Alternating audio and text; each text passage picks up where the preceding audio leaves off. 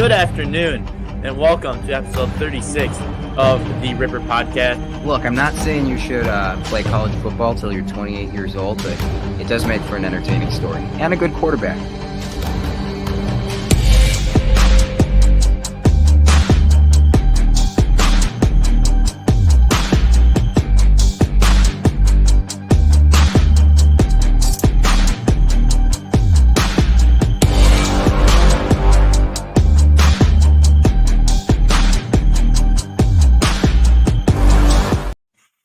How we doing, y'all? Welcome to episode 47 of the RIPPER podcast. Thank you so much for joining me today. Super excited to get into this one. It is our Monday recap of the sports weekend. Super excited to get into that with you guys. No Elson this week, or no Elson today. Just going to be me for the recap. We are going to start with some sports headlines, get into Friday Night Lights, and then talk a little MLB Playoffs. We have a new hockey segment that I'm super excited to be able to bring to you guys. Talking NHL, local sports, all that stuff. College football recap, another big week in college football, so we'll be talking about that. NFL week recap, and then we will preview Monday Night Football. Super excited to get to all of this sports action. I'm Ethan Rosensteel here with the RIPPER Podcast, episode 47. Let's get into it. Today's sports headlines, starting off with the Philadelphia Eagles and head coach Nick Sirianni made some gestures and yelling at Eagles fans who were booing, and he apologized for that. Obviously, not a good look for Eagles fans. It's, as a Cowboy fan, not a good look for us this week either, but it's fun to see the Eagles making a fool of themselves. But Nick Sirianni apologized for yelling at the Boo Birds for the Eagles fans, and they're hoping to see if they can get something rolling here as we get into the mid section of NFL football. Aiden Hutchinson of the Detroit Lions ended up having immediate surgery on a broken tibia. They transported him right to a local hospital in Dallas from the field, and he had immediate surgery. They put like a stabilizer in there of some sort, estimated to be out 6 to 8 months, and so we'll see about that. But good to see that he's doing well. Obviously, not a good injury, especially to a player like Aiden Hutchinson that so many people love in this league. A gritty player, plays with his heart. Just a good football guy. And so good to see that he's okay and able to continue his football career after that type of an injury. A little bit more on the local spectrum. The Monroe Cheesemakers football team clinches their 4th straight Rock Valley Conference title. We'll be talking about them a little bit. Continuing with some high school football, per Travis Wilson of With Sports, the WIAA has forced a 2-year playoff ban, and forfeiting the remainder of this year's games to Milwaukee Pulaski and Milwaukee Bayview. Supposedly in the process of conference realignment or in just movement within their schools, there was improper paperwork submission, and so that results in this. It is quite disappointing by the WIAA. They've caught a lot of heat for some decisions in the past, but it's quite disappointing for this for a governing body like the WIAA to impose a playoff ban for the next 2 years. In addition, forfeiting the remainder of this season's games for these two schools, based on a action which by the rules is probably illegal. Okay, but you're punishing the players, and it is a front office issue, if you would. And the fact that they're punishing players by not allowing them to play in the playoffs and removing the rest of the season's games. And I think that's a point that is not exactly important enough to think about. They're removing there's one more week left in the regular season and then the playoffs. I'm not 100% sure how either of these two teams are doing this year, whether or not they're able to make the playoffs this year or not. But these teams undoubtedly know that both of these teams have seniors that are playing their last regular season game. It might even be senior night this week, coming up on Friday for both of these schools. Who knows? But they also are losing playoff games. So these seniors on the both of these teams are just done.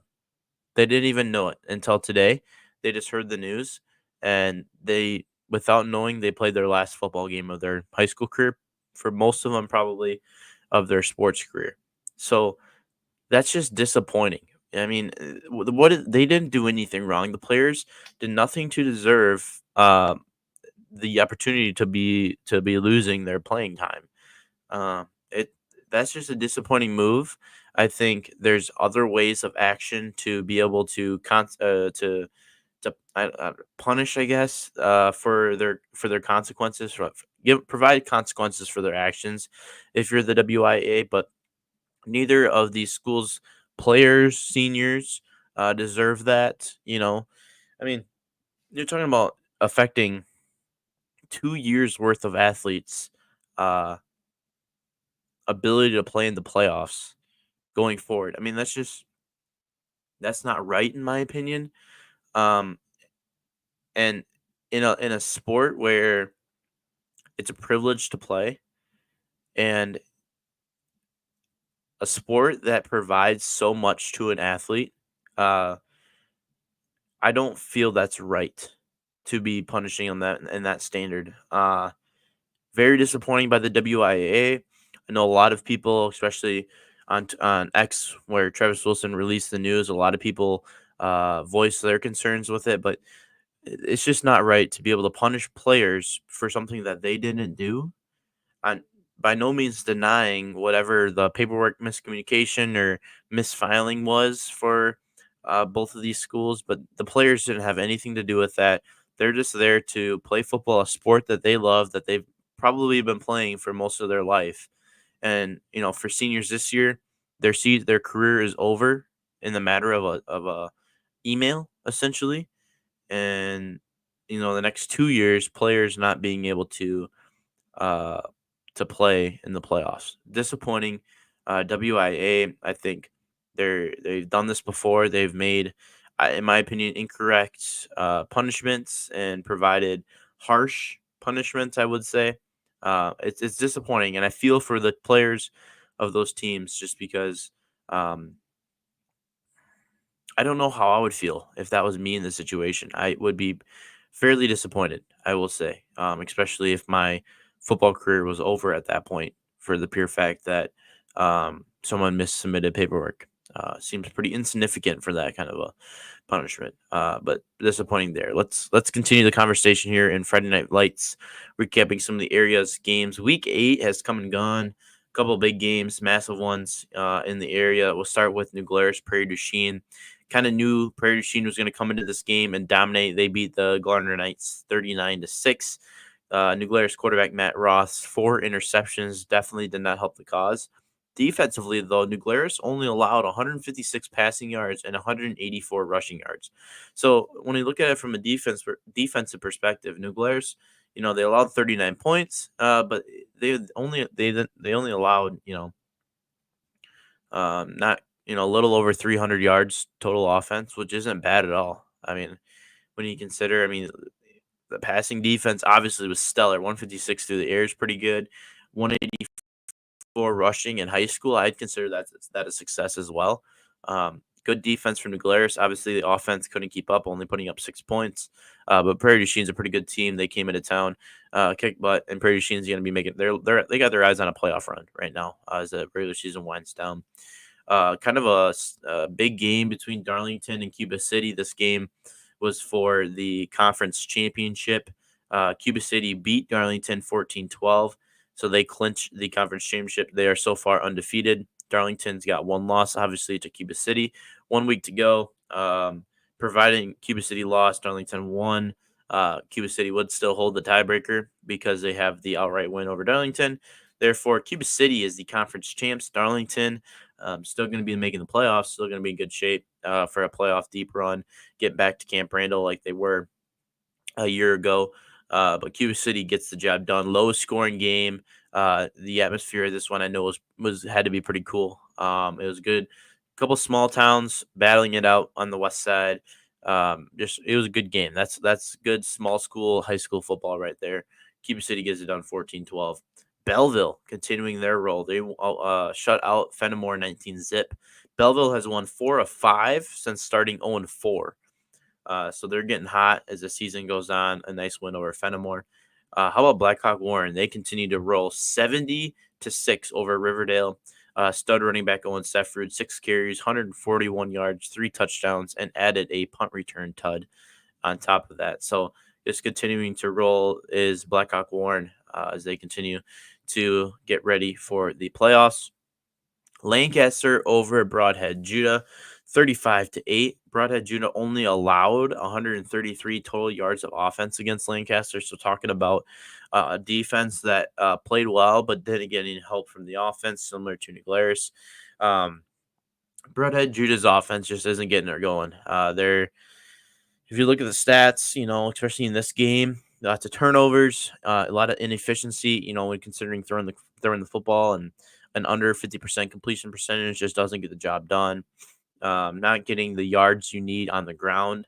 So Broadhead Judah obviously takes time to install a new offense. It's pretty much polar opposite from what they're used to running there in Broadhead, but defensively allowed only 133 yards of total offense, which is very good for their defense. But Lancaster got the job done 35-8.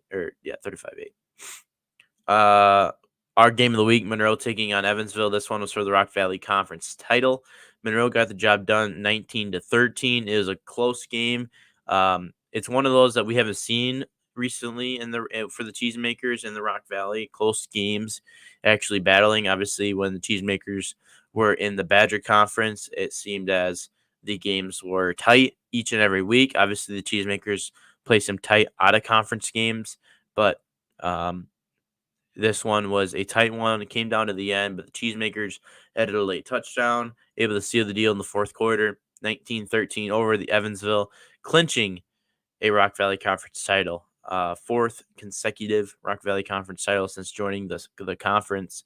Very, very impressive. I did have a poll, and I'm going to pull it up. Did put a poll out there, and the question was, how many years until the Cheesemakers don't win a Rock Valley Conference title? And got pretty good responses back. Here are the options: 1 to 2 years, 3 to 5 years, 6 to 10 years, or never. 38% of voters said 1 to 2 years. 38% of voters said 3 to 5 years, and 25% of voters said never. Kind of an interesting thing there. Cheesemakers continue to roll. I think as every year goes on, I think that opposing teams in the Rock Valley Conference are finding ways to close the gap, finding ways to stop the wing T. You get different players in there, better or worse for the Cheesemakers.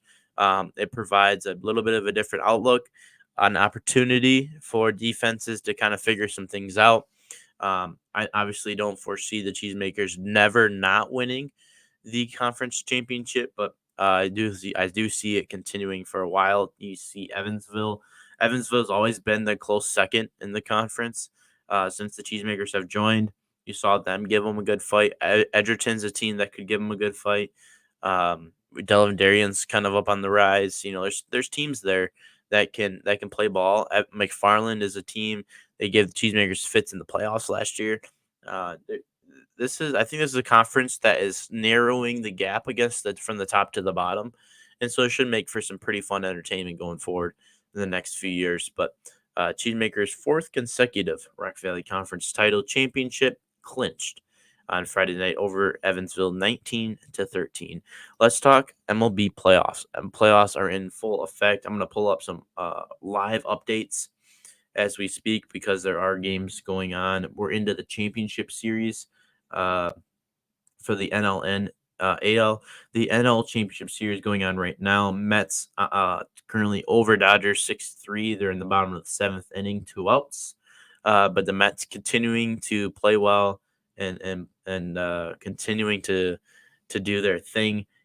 Guardians and Yankees kick off their series tonight. in less than an hour at 6:38 p.m. So game 1 for the AL series and game 2 for the NL. Currently, the Dodgers have a 1-0 lead over the Mets right now. But the Mets, they're continuing that streak where um, the team that beats the Brewers in the playoffs goes on to the World Series, not necessarily to win, but it goes on to the World Series, and that would be the Mets this year, and they're staying alive. So we'll see if they're able to continue that streak or not. But they're playing a tough Dodgers team. A Dodgers team with the dwindling pitching, but very good offense, and so we'll see. Right now, it's a 6-3 game, so it kind of fits the bill. Let's go into our newest segment as a part of the Ripper podcast. It's called Little Stick and Puck, presented by Rosie's Hockey Wax. Hey, head over to ripperbrands.net and give yourself one of the 4 good smelling flavors: pine, pina colada, bubblegum, and strawberry. Use code podcast at checkout for a discount. Excited for this segment. We're going to be covering all sorts of hockey, from local to national to Blackhawks to um, headlines, just to anything. But let's start with the Blackhawks. 3 games into the regular season for them, they are 1-1-1. And if you don't know how the NHL's points record system works, there are 3 columns in the record. First column for win, second column for loss, third column for overtime or shootout loss. Additionally, in the NHL, they do a point system. So you get 2 points for winning, 0 points for a loss, and then 1 point if you lose in overtime or in a shootout. So that's where that comes into play. And the standings are determined based on how many points you have. Typically, the best teams are around 100 points or more. Sometimes you see teams get up towards like 120 points in a season. So that's kind of where you stand. But for the Blackhawks, 1-1-1 so far. They lost on opening night in the inaugural game for the Utah Hockey Club, 2-5.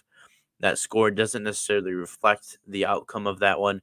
Then they went over the weekend on the road to Winnipeg, took it on the Jets. They lost 1-2 in overtime, but they just got a nice win over the Oilers, 5-2 on the road. They got another road game against the Flames, who have not lost yet, on Tuesday, and then the home opener is on Thursday against the young and upcoming Sharks. So the Blackhawks doing all right so far. They got a nice first win. Teuvo Teravainen, former Blackhawk, who's a part of the championship team during their run before COVID, and he is back for stint number 2 with the Hawks. He's currently their points leader so far, so he's been doing a good job. Let's talk about a couple of NHL teams that are off to a hot start. The Devils have already played 5 games. They're 4-1 with 8 points. And then a handful of undefeated teams so far, all at 3-0. The Stars, Jets, Golden Knights, who seem to be the best team in the league, and then the Flames, who the Blackhawks have coming up. They are all 3-0. 6 points to go so far. Blackhawks home opener going against the Sharks. The Sharks did just place their first overall pick, Macklin Celebrini, on the IR with a lower body injury. So IR works a little different in the NHL compared to a place like the NFL. Obviously, there's a guaranteed amount of games that they will miss, but with the NHL having a couple more games than the NFL, it is not so much. NFL, it's 4 weeks. NHL, it is a handful of games. So it's a little bit different. But Macklin Celebrini looking to get back. He made history on his NHL debut in the first game and then ends up going to the IR. So that's a little stick and puck, the newest segment presented by Rosie's Hockey Wax. You can head over to ripperbrands.net and shop the Rosie's Hockey Wax collection. Going to be able to continue growing that and making that even better as the hockey season goes on. Let's talk some college football. Kind of cruising through the episode here today. College football recap. We'll start with the Wisconsin Badgers. In this one, they got a massive blowout. 2 weeks in a row now for Badger fans. 42-7 over a pretty good Rutgers team. Badgers look great. And it seemed like a pretty good game for Phil Longo. Seemed like he called a pretty good game offensively. taking the shots. Run game was there. Tyree Walker, who's really emerged. He had 24 carries, 198 yards, and 3 tuds. Tyree Walker looks like the clear-cut RB1 for the Badgers, a guy who's going to continue to carry on the RBU legacy in Wisconsin and Madtown at Camp Randall. But Phil Longo, nice game. Threw early, got ahead, ran the ball late. That's kind of what they wanted to do here in the new Dairy Raid offense is what they call it. I got one coming up against Northwestern. We'll talk about it on Wednesday, but they take on Northwestern. Another game, an opportunity for another blowout. So that's the question. Can they get 3 blowouts in a row? If they can, we'll see. They'll be looking good. And then they host Penn State, which was just announced today as a primetime game at Camp Randall on NBC. So that's going to be a fun atmosphere to be a part of. But Badgers rolling right now, 42-7 over Rutgers. Let's get to a couple other big games. South Carolina almost upset Alabama 25-27. Bama just barely avoids a second straight SEC upset, but they get out of there 27-25. Texas over Oklahoma in the Red River rivalry, which is always so difficult to say. Quinn Ewers returned.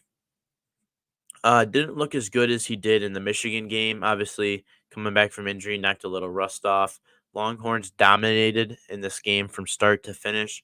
They continue to roll. To me, they've proven that they're the best team in the country. Texas gets it done over Oklahoma in the Cotton Bowl. Big game in the Big Ten. Penn State over USC 33-30. In overtime, USC almost prevailed in this one. Tight end Tyler Warren for the Nittany Lions had a career day, 17 catches, 224 yards, and a touchdown. This is a Sunday guy, no doubt about it. I'm sure Elson is adding him to his scouting board. He'll be giving us an update on him. SEC, another SEC overtime game. Florida just barely lost to Tennessee 23-17. Former Badger Graham Mertz tears his ACL. He's done for the year for Florida. Tennessee just barely squeaks by. Ohio State, Oregon, Big Ten matchup, NBC primetime, game of the year potential, lived up to it. 31-32, Oregon gets the job done. Will Howard slides late, clock expires, crowd rushes the field. It's crazy. Dan Lanning, I think, is one of the best coaches in the nation, if not the best coach. That's a massive win for Oregon, a team who's, kind of struggled a little bit. They had a sluggish start, a team against Ohio State. A welcome to the Big Ten moment. The opposite way for Oregon. Usually they don't go their way, but Oregon got a nice job done. A lot of people are going to argue Oregon's the best team in the country. I think Texas, their big win over Oklahoma, solidifies them as the best team. Oregon's a close second, no doubt about it. This was an awesome game to watch. One of those games that even if you're not a fan and you're just a football fan, just one of those games that you had to go in and you just had to turn it on. You had to watch it, similar to the Georgia Bama game. But this was a fun one, no doubt about it. Crazy finish. Oregon prevails. Elite atmosphere. Elite uniform game. Loved it. Loved every bit of it. Ole Miss, LSU, another primetime game, SEC competition. A game that went to overtime. LSU got the job done 29-26. Garrett Nussmeier's late touchdown gives LSU the win. Ole Miss, Jackson Dart disappointed. Jackson Dart in his postgame presser said they got to win out to make the playoffs. So we'll see if they can do that. A team that I was super high on coming into the year. They look good. Then kind of got the realization that they haven't played anybody. Then they played a couple teams, got upset by Kentucky. Now they played LSU. They got a long road ahead. They're going to have to win out probably, like they said. But we're going to see some 2-loss, maybe even a 3-loss team sneak into the God Football Playoff with the new 12-team system. I think it's really good for football. Having a lot of fun watching it.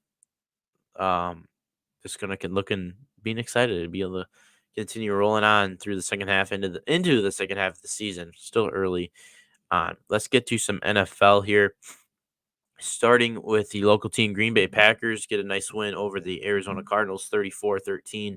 Jordan Love threw for 258 yards, 4 touchdowns, and did have an interception. But the Packers look to be back, as Jair Alexander says. Cardinals team that seems to be good one week, then bad the next week, but into Lambeau Field, a rainy, drizzly, cold October afternoon, or a 12 p.m. kick local time. This just played right into the Packers system. This is what they wanted. It was all Packers domination in this one. Clear cut, better team in this game. I think that the NFL is kind of starting, and Nelson made this point. They're starting to settle down a little bit. We've seen to this point. It was a league that there was uh, no idea really about who was is the best team, or you know what I mean.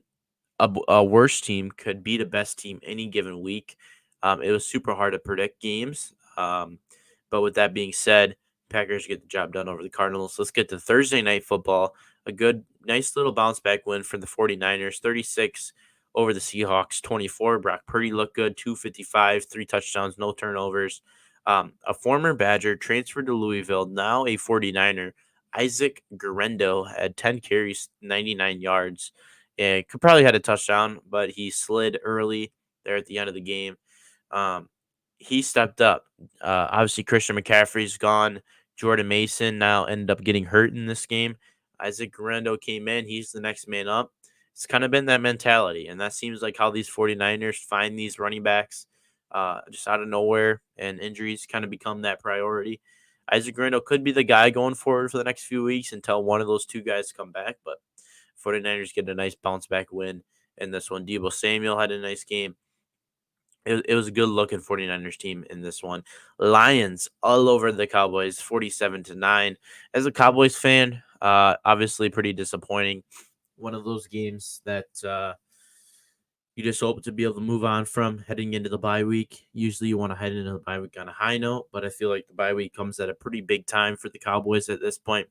One thing that I've personally learned so much in the NFL, and even college football as well, is the importance of the bye week after a big game. It seems like in years prior, the bye week going into a big game is super important, but when it comes after a pretty difficult game, Cowboys played a tough one against the Steelers last weekend. Sunday Night Football, about an hour and a half weather delay takes a lot out of you, believe it or not. And a Steelers team who plays hard-nosed, battle in the trenches football. That's just how Mike Tomlin runs his team. No matter how good or bad they are, and the Steelers are a pretty good team this year. That's just they're always going to play like that. That's how their defense operates. It's always going to be that way. It took a lot out of a team that has quite a few injuries stacked up against them. Both pass rushers out, starting corner out, wide receiver 2 out, offensive line shuffling right now and trying to figure out how they can work around injuries. Ended up having their starting middle linebacker who underratedly has the communication system. So that's a shift. That's an adjustment.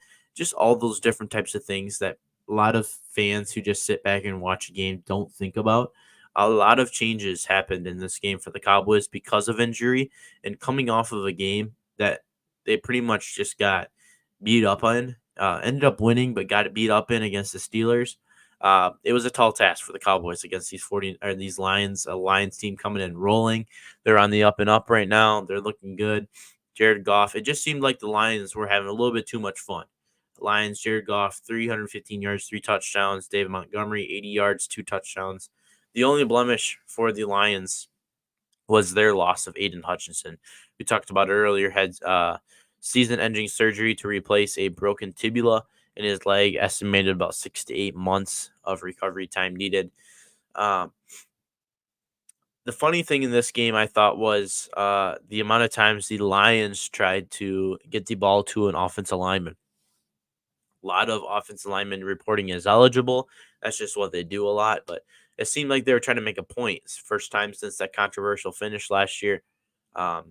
Interesting point there. Seems like anytime the Cowboys lose, being America's team, anytime the Cowboys lose that next Monday, that's the main conversation. What did the Cowboys do? Does Mike McCarthy get fired? Is Dak Prescott the worst quarterback in the NFL? How as stupid as Jerry Jones? The Cowboys are just, they might as well tank. They're just a bad team. The Cowboys are 3-3 right now. They have a very, very difficult schedule this year. I mean, they got to play the Niners out of the bye week, Falcons, Eagles, Commanders coming up yet. I mean, that's just the next 4 games. So it's going to be a tough test for them. Coming into the season, Cowboy fans knew we weren't going to be as strong as last year. Lost some players. Didn't really add anybody. Obviously, that was a talking point through the offseason. Yeah. Excuse me. Really, the only player they added was Eric Kendricks, other than the draft. And so, Cowboys are going to be fine. I think they're going to find themselves in a wild card situation, but um, not a good look for the Cowboys so far. Jerry Jones said no plans to fire Mike McCarthy at this time, which I respect. It's a 3-3 team. It's not really any reason to. Yeah, they got blown out by the Lions, but the Cowboys were 5-0. I should say Dak Prescott was 5-0 against the Lions in his career. When healthy, I think this game's much different, and people seem to mask that, especially guys like Stephen A. Smith, who's a clown, and just people who make money in media tend to make fun of the Cowboys just because that's majority of people don't like the Cowboys, even though the Cowboys have the biggest market, and that's just how it is. It's unfortunate, but it is the reality Cowboy fans live. And it seems like for every game that the Cowboys get blown out, like this one today, there's a game that goes the other way for the Cowboys, and they're finding themselves winning by 30 plus points against another team. So we'll wait for that to happen. We'll wait for the Cowboys to be able to continue to get better and healthy. Micah Parsons, Deron Bland, Eric Kendricks, all players that will be healthy out of the bye week. So not a worry in my mind at all. Let's keep her moving here. Big game here. Commanders and Ravens. Ravens get the job done 30-23. Jaden Daniels, 269 yards, 2 touchdowns, no interceptions. His favorite target, Terry McLaurin, 6 catches, 53 yards, 2 touchdowns. On the other side, though, the big three, Lamar Jackson, 323 yards, touchdown, 1 interception. Derrick Henry, 24 carries, 132 yards, 2 touchdowns. And Zay Flowers, 9 catches for 132 yards. So this Ravens team started 0-2. They've not lost since. They're looking good. Commanders, another team. They played well in this one. Obviously, didn't get the job done. But a team not to worry. They're still looking good. Jaden Daniels continuing to put on that record or rookie of the year performance. Baker Mayfield and the Buccaneers get a big one over the Saints, 51-27. Baker threw for 325 yards, 4 touchdowns, did have 3 interceptions, though. But another next man up mentality, Sean Tucker, their third string running back, had 14 carries, 136 yards, and a touchdown, and had added quite a few yards, and I believe another touchdown receiving as well. So massive game for him. I think he had like 40 fantasy points or something. Chris Godwin, 11 catches, 125 yards, 2 touchdowns. It's pure domination for the Bucs offense.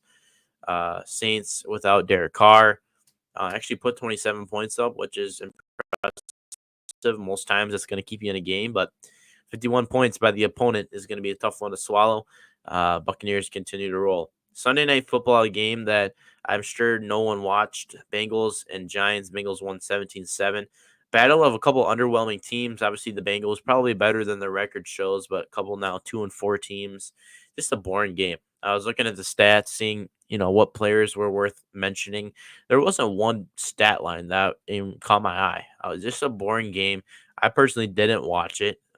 Just wondering who prior. I mean, just based in the slate of games that were happening that we just even highlighted, which is just a glimpse of what the NFL showed. Why did this game get chosen for Sunday Night Football? I thought that was supposed to be the primetime number 1 spot. I mean, Lions Cowboys easily could have been Sunday Night Football. I would have liked to seen Cardinals Packers Sunday Night Football, Commanders Ravens 100% Sunday Night Football, and Bucs Saints, a very good a divisional rivalry. I mean, that would have been a fine Sunday Night Football game. Any of these games would have been better than what we saw here. This unsure about how that one happened, but Bengals got the job done. I think they've won 2 in a row now, so they seem to always have their early season struggles, but they're starting to get things figured out. Joe Burrow didn't do much in this game. No touchdowns, no interceptions in this one. Monday Night Football preview. We got a fun one tonight. Bills and Jets. Bills favored by 1 point. This one's on ESPN. Monday Night Football. Jets now without Robert Saleh, their first game. How will they look? Obviously, interim head coach is their defense coordinator. He relieved Nathaniel Hackett of his offense coordinator duties. He demoted him. He's still on the staff, but there's a new guy calling plays. Aaron Rodgers was supportive of it, surprisingly. How are these guys going to look? Seems like they're devoted to running the football and playing a defensive mentality, one of those kind of games. Aaron Rodgers, how does he feel about that? Who knows? He's kind of aged. We can see that so far this year, but this is going to be a fun one. Can Josh Allen on the other side bounce back? He went 9 for 30 in this one. Can he bounce back? I'm hoping he does, and I hope he throws it to Dalton Kincaid because I need the fantasy points. One of his favorite targets, Khalil Shakir. He's questionable in this game. I don't think he is projected to play, but he might end up. I'm just not sure. He's still considered questionable, but what I've seen is it's not looking good for him to play. But Bills' favorite in this one is, I believe the Jets are home. Monday Night Football, Aaron Rodgers. I mean, this could be a fun one. I mean, this is going to be a fun game to watch. Both of these teams looking to roll. Bills coming off of a loss. Jets, a team looking to get back in the win column. I'm excited for this one. I think the Bills get the job done. Although I do feel as the script writers could have their hands all over this. This was one of our Sunday picks games.